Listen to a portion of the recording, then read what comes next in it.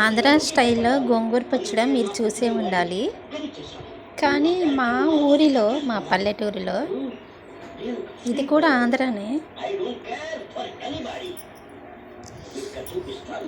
మా సైడ్ గోంగూర పచ్చడి ఎలా నూరుతారో చూడండి.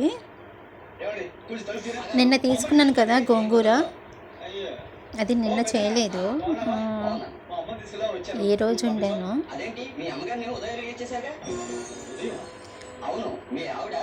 పచ్చిమిరపకాయలు శుభ్రంగా, అవి తెల్ల మిరపకాయలు కాబట్టి చాలా వేసాను. అదే నల్ల మిరపకాయలు అయితే చాలా కారం ఉంటాయి కాబట్టి తెల్ల మిరపకాయలు కొంచెం దోరగా వేగిన తర్వాతే కొంచెం జీలకర్ర వేస్తే చాలా బాగుంటుంది. తర్వాత గోంగూర కొంచెం శుభ్రం చేసిన తర్వాత ఒక 2-3 సార్లు కడగాలి. తర్వాత మనం వేయించుకున్న పచ్చిమిర్చిలోనే గోంగూర వేసి మంచిగా ఫ్రై లాగా చేయాలి. పచ్చివాసన పోవాలన్నమాట. తర్వాత రోట్లో నూరితేనే చాలా బాగుండిద్ది. మిక్సీలో వేసి నూరుతారు, మిక్సీ పడతారు ఆల్మోస్ట్ చాలామంది. అంటే నేను కూడా అప్పుడప్పుడు పడతాను, కానీ ఆల్మోస్ట్ నేను రోట్లోనే వేసి నూరుతాను. రోటి పచ్చడి అంటారు కదా, చాలా బాగుండిద్ది రోటి పచ్చడి అయితేనే టేస్ట్ వచ్చేసిద్ది. ఇలా మెత్తగా పచ్చిమిర్చి మంచిగా మెదగాలి, మెత్తగా. తర్వాత ఈ గోంగూరలో కొంచెం నూనె ఎక్కువ ఉంటేనే చాలా బాగుండిద్ది. నేను అలాగే చేస్తాను.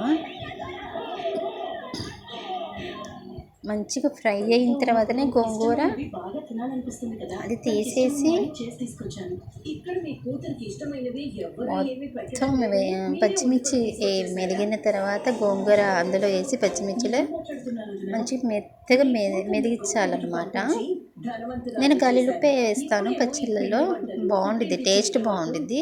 మెత్తటిప్పు కంటే గల్లుప్పు అయితేనే బాగుండిద్ది.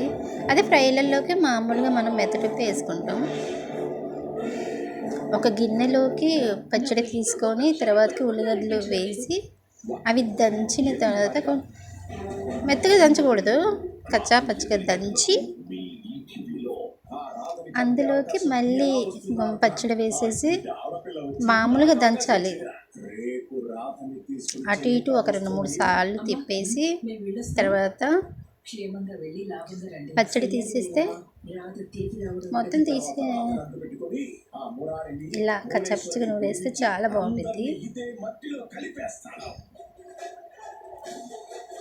తర్వాత గిన్నెలోకి తీసుకుంటే అది స్మెల్ భలే ఉంది. పచ్చడను పచ్చిమిరపకాయలు టమాటా పచ్చడి బాగుండిద్ది, ప్లస్ గోంగూర పచ్చడి కూడా చాలా బాగుండిద్ది.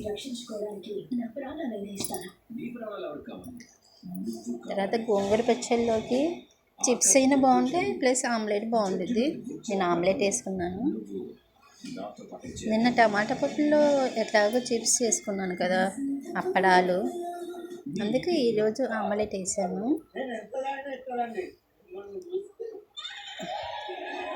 సో ఫ్రెండ్స్, కామెంట్ చేయండి మా ఆంధ్ర పచ్చడి ఎలా ఉందో.